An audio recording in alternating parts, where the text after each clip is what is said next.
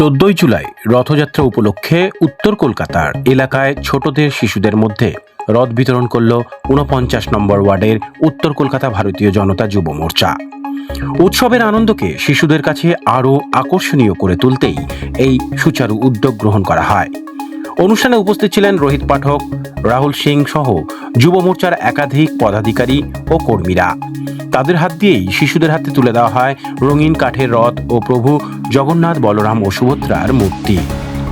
রথ পেয়ে খুদেদের মুখে ফুটে ওঠে আনন্দের হাসি, যা অনুষ্ঠানের মূল আকর্ষণ হয়ে ওঠে। সংগঠনের পক্ষ থেকে জানানো হয়, রথযাত্রা শুধুমাত্র একটি ধর্মীয় উৎসব নয়, এটি ভারতীয় সংস্কৃতি ও ঐতিহ্যের অন্যতম গুরুত্বপূর্ণ অংশ। নতুন প্রজন্মের কাছে সেই ঐতিহ্যকে পৌঁছে দিতেই এই বিশেষ উদ্যোগ নেওয়া হয়েছে। স্থানীয় বাসিন্দারাও এই উদ্যোগকে স্বাগত জানান। তাদের মতে এ ধরনের কর্মসূচি শিশুদের মধ্যে উৎসবের ঐতিহ্য ও সাংস্কৃতিক মূল্যবোধ সম্পর্কে সচেতনতা গড়ে তুলতে সহায়ক হবে।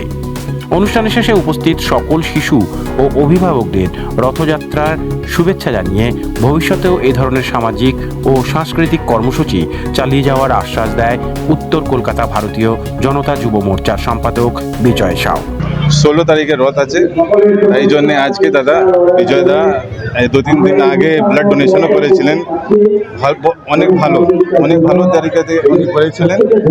আজকে তাই জন্য উনি রথের জন্য তাকে যা চাইছে এই যাত্রা তো করতে চাইছেন, আর ও টাকা দিয়ে উনি সফল নেই। তাই জন্য ওনার যত ছোট ছেলে যা পয়সা কমজোর জিতনে হ্যাঁ উनको ওনার সাপোর্ট করার জন্য উনি করেছেন। তাই জন্য বিজয়দাকে অনেক ধন্যবাদ। আর মা বলবো বাবা ধন্যবাদ, জগন্নাথের আশীর্বাদ সবার উপরে থাক। 4 তারিখের আগে তৃণমূল সরকার বলতো যে বিজেপি কোনো সামাজিক কাজে জড়িত হতো না, মানে শুধু ভোটের সময় আসতো, কিন্তু তাই জন্য করা দিতই না, মঞ্চ লাগাতে দিত না। লোকজন আমাদেরকে যখন বিজেপি প্রোগ্রাম ছিল ওখানে ডাঙ্গা করে দিত। তাই জন্য এখন আমরা খুলে করতে পারি। আমাদের এখানে একটা মিটিং করেন, তখন উনি বললেন যে আমি অনেকগুলো ব্লাড ব্যাংকে ঘুরেছি, ব্লাড ব্যাংকে ব্লাড নেই, ধরতে গেলে ব্লাড নেই আছে, ধরতে গেলে ব্লাড নেই। তারপর উনি আমাদেরকে নির্দেশ দেন পুরো রাজ্য জুড়ে যত যুব মোর্চা কর্মীরা আছে, মন্ডল থেকে শুরু করে রাজ্য পর্যন্ত সবাই যেন ব্লাড ডোনেশন ক্যাম্প করে। সেই কথাই শুনে আমরা যত যুব মোর্চা কর্মীরা আছি, যেন আমাদের জেলা সভাপতি সুবোধ দাস ওনার নেতৃত্বে আমি নিজে উদ্যোগ নিয়ে সোমনাথ কলেজ সামনে গত মঙ্গলবার একটা ব্লাড ডোনেশন করার পর কিছুদিন যাওয়ার পর এই অঞ্চলের মানুষ ওখানে সেদিন এসেছিলেন ওই ব্লাড ডোনেশন ক্যাম্পে গত মঙ্গলবার। ওনারা বলেন, দাদা আপনি আমাদের পাড়া একটা ছোটোখাটো একটা কোনো প্রোগ্রাম করুন।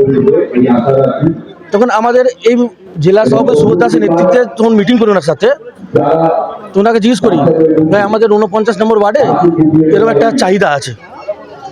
তখন আমি ডিসিশন নিই যে সামনে রথ, বাচ্চাদেরকে একটু উপহার দেওয়া যাক, বাচ্চারাও খুশি। আমরা তো বড়দের জন্য অনেক কিছু করেছি, তো বাচ্চাদের জন্য কিছু করা যাক।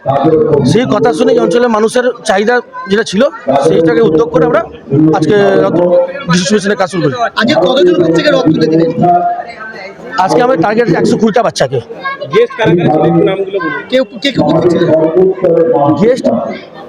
গেস্ট বলতে সব আমার যত পুরনো বিজেপি কর্মী,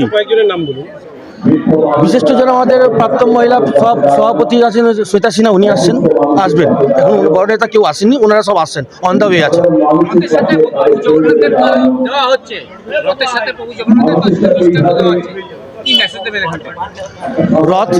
রথের সাথে ঠাকুর, জগন্নাথ দেবের ঠাকুর, তার সাথে বাচ্চাদেরকে একটু মিষ্টি মুখ করার চেষ্টা করেছি।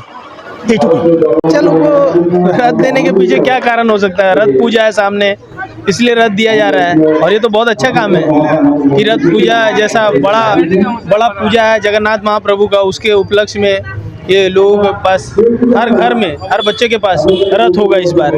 तो ये बहुत बड़ी बात है, बहुत अच्छी बात है, सभी को करना चाहिए। नया सरकार बना है, पहली बार हो रहा है नया सरकार बनने का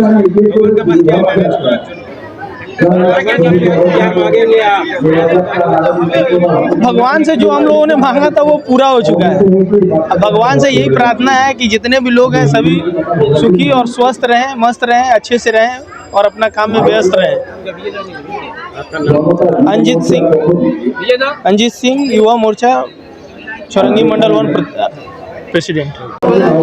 দেখো আমরা 15 বছরের সরকার দেখলাম, এবার আমাদের সরকারের শুধু 2 মাস হয়েছে সময়।